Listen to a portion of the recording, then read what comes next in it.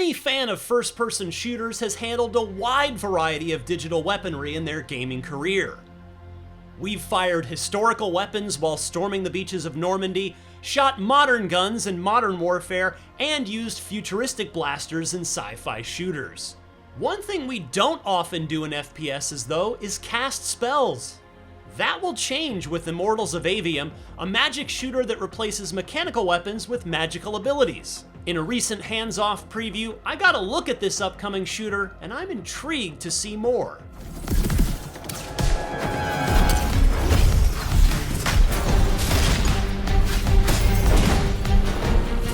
Pitched as a single-player, story-driven magic shooter, Immortals of Aveum appears to live up to that tagline based on what I saw. The combat shares many ideas with the military shooters we know and love.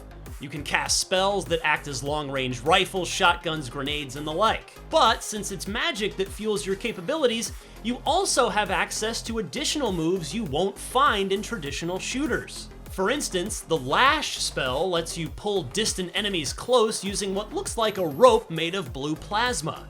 Then you can cast the Shatter spell to slam them with a wall of spikes. If you're feeling overwhelmed in combat, you can use a Blink spell to teleport out of harm's way.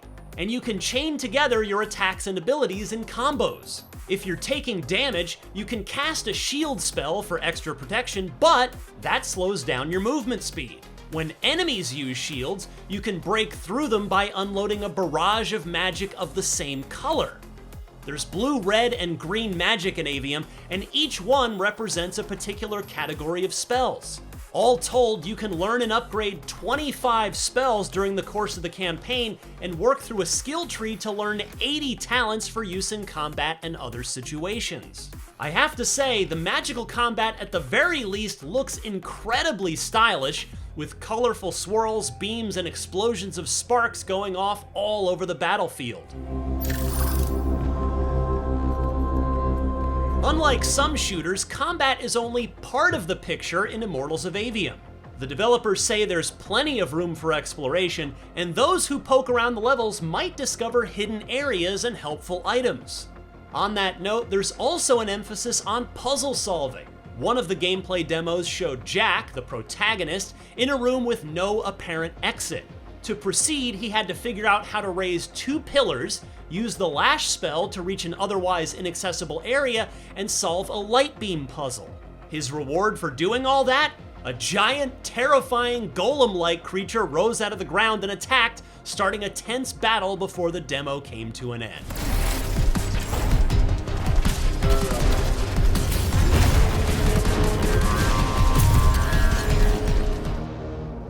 This is Aveum.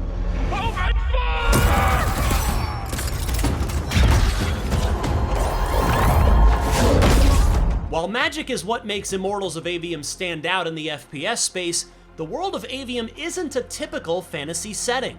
While the demo showed Jack fighting a dragon, there's also a strong sci-fi element here that coexists with the more traditional fantasy tropes. The denizens of Aveum are spacefaring people with access to futuristic aircraft and modern military techniques like combat drops into war zones. Magnus on deck! Since we first learned to use magic, we've waged war over who would control it. And conflict is rampant. For as long as anyone can remember, the denizens of Aveum have been engaged in an ever-war. Your character is from the nation of Lucium, whose interests are protected by the Immortals, an elite group of battle mages. Lucium's main foe is Rasharn, whose forces are led by Sandrak, a powerful armor-clad mage who bears a suspicious resemblance to Sauron in The Lord of the Rings. Sandrak's goal is to take control of all magic in order to dominate the entire planet. Sandrak will eventually be able to block our access to magic. Then the Everwar is over. Over? As in he takes over Lucium? You play as Jack, a Triarch, or a mage with the rare ability to control all 3 colors of magic. Because of his abilities, Jack gets recruited by the Immortals as a relative novice, and players guide his progression through the ranks as he becomes an elite battle mage himself.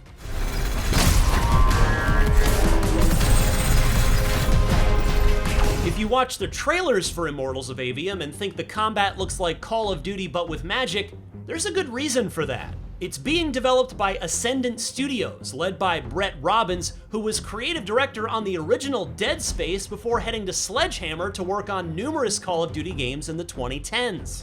The rest of the development team is made up of people who worked on franchises like BioShock, Halo, and Call of Duty, as well as a number of former Telltale Games folks.